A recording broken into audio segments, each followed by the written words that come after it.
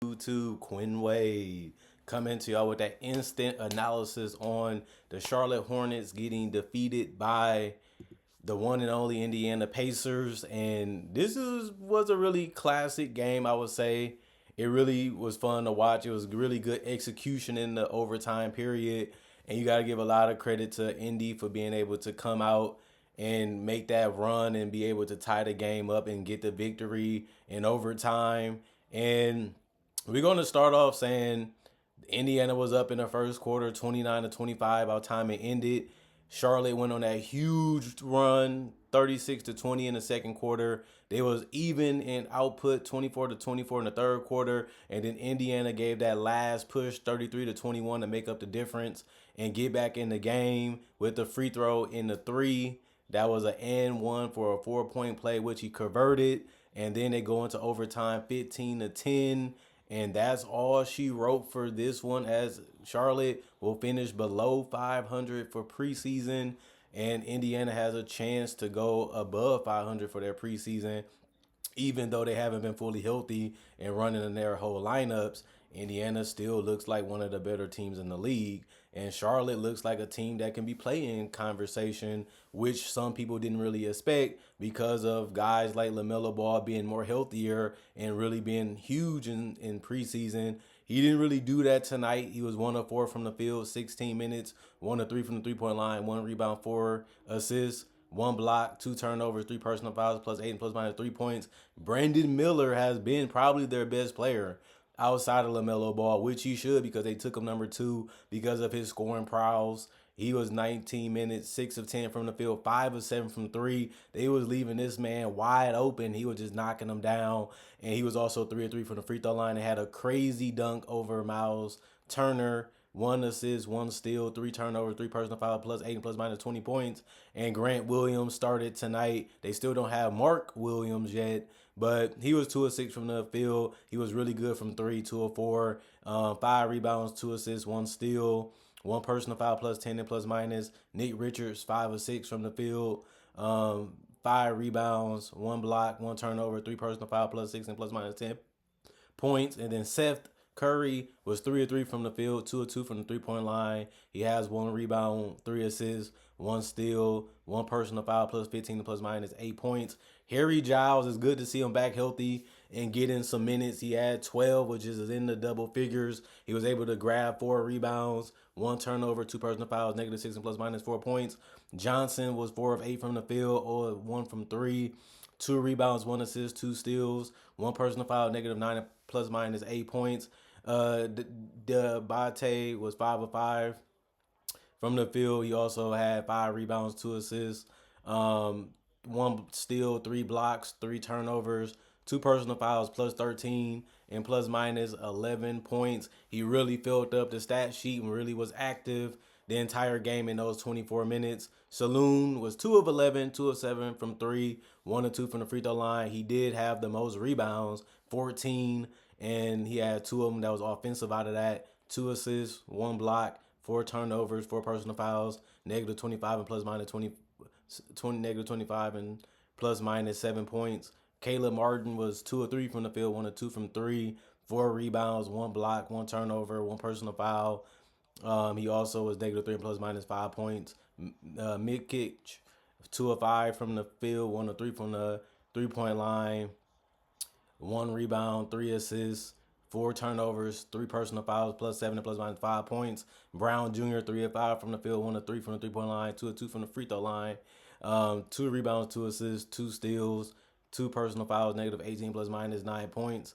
Smith Jr. 4 of 16 from the field, 1 of 8 from the three-point line, 5 of 5 from the free throw line, 3 rebounds, 3 assists, 3 steals, 1 block. He had 7 turnovers, which is way too many. 1 personal foul plus, negative 14 and plus minus 14 points. And Simpson was 1 of 3 from the field, 1 of 2 from 3, 5 rebounds, 5 assists, 6 turnovers, 2. That's way too many, man.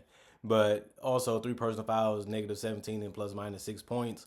They had 28 assists, but they had also 52 rebounds. They did turn the ball over 32 times tonight. You just can't do that when you're having that type of lead and you're having that type of game where you're up and you have a chance to win it early, you just got to put it away. And they just gave their opponent too many opportunities, way too many opportunities to get back in this game and build their confidence up.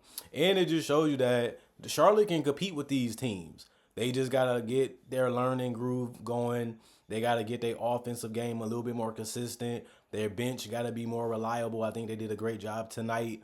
Ultimately, just way too many turnovers from the bench players.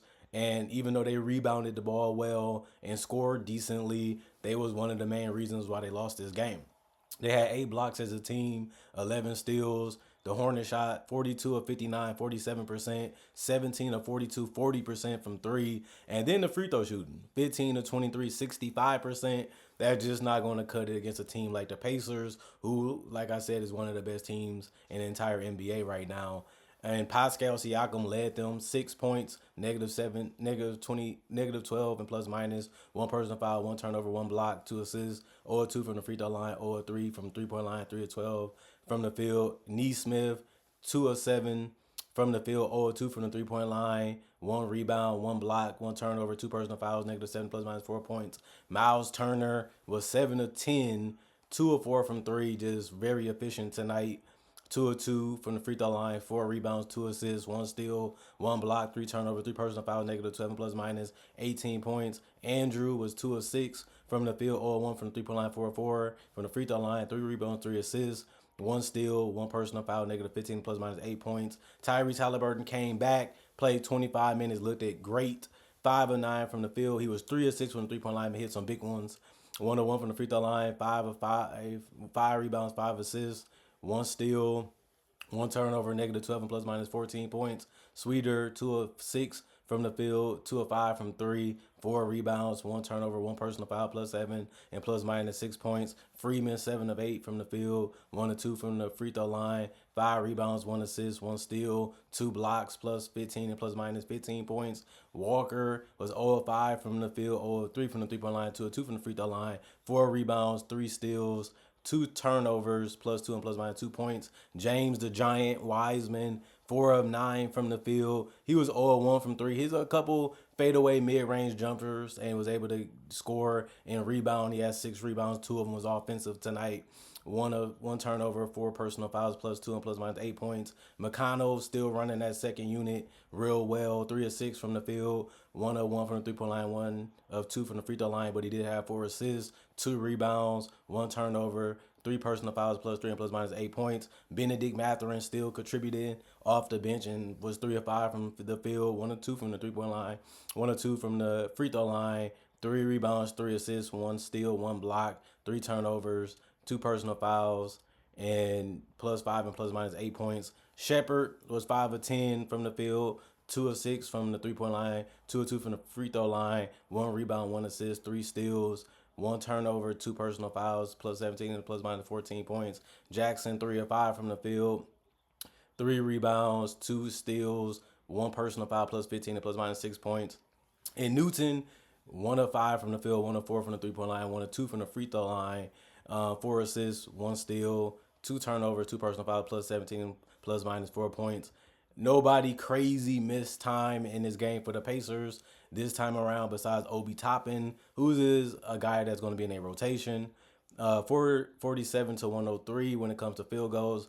45%, 12 of 38 from three. That's 31%. They shot slightly better from the free throw line. 15 to 21, 71%. They did have 46 rebounds, 25 assists as a team, 14 steals, 6 blocks, 17 turnovers, and only 22 personal fouls. And they got to 121 points because of the extra minutes they played in overtime, where they was able to score double figures and hold them to 10 points as an opposition. And the Pacers sneak away with a victory. I like what I have seen from the Pacers when they're healthy. They're a tough team to guard. They spread the floor. They got big guys that can score in the paint or score in the mid post or the high post. They have guys that can attack the rim. They have guys that can probe. They have everything they really need besides a great defense. And if they can be decent defensively, they're going to be a tough team to beat.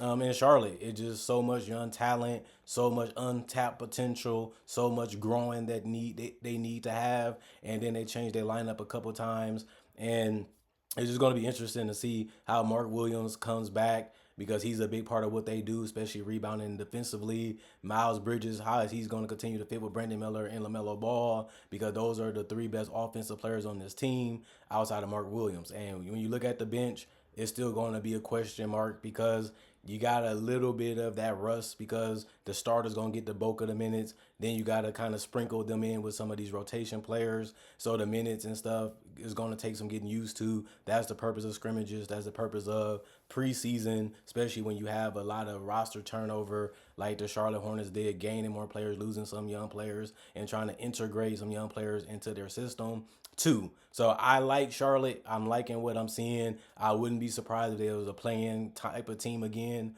It just depends on can LaMelo Ball stay healthy? Can he continue to make threes? Because he's shooting a bunch of them. If he can knock those down, hit a couple floaters, get a couple transition baskets, and Brandon Miller can be a threat from the 3-point line and just a scorer in general, and then they get their big man back to anchor that paint, rebound, and finish at the rim, and just be a force in the interior.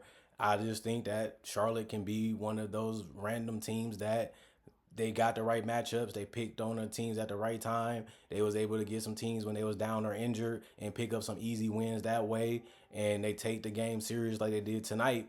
They can beat some teams good, bad, or ugly, or great, or championship contenders status just by playing harder or just by wanting it more and just going out there and prioritizing, not making the excuse to get a win. And that's what they have to use as an advantage point when they tackle this season because they don't have the talent like other teams. They don't have the star power like other teams, but they're starting to get something special. And I'm seeing it, but we probably 1 or 2 years from that, probably another lottery pick from that. And even then, they still got to build more chemistry that way, too, with the new player that they might try to add into this offense and defense. So I'm liking what I'm seeing out of both of these teams. This is a preseason classic game, fun to watch, highly competitive. Coaches ran some great sets. Obviously, Charlotte kind of tricked it away, but Pacers made it interesting by making it more competitive, by forcing the Charlotte Hornets to wake up a little bit, and they responded, but it was just a little bit too late because by then the Pacers was in their groove and they was flowing and going and really, making the right decision, the right plays on both ends of the court, and that ultimately cost the Hornets. Other than that, comment, like, subscribe, share, and hit the notification bell for more analysis. And if you're new to the channel, I got videos just like this, breakdowns, tributes, other type of conversations about basketball and NBA in general. So if you love basketball, you can't get enough, especially NBA basketball, this is the channel for you. And if you've already been a part of the channel, I got over 2,000 plus videos, almost 3K, which I'm happy I'm almost there, already out. So if you want to see some type of content or you miss some type of content, don't forget that I upload every day throughout the day and throughout the week, throughout the months, and throughout the years. And I basically don't really miss a day.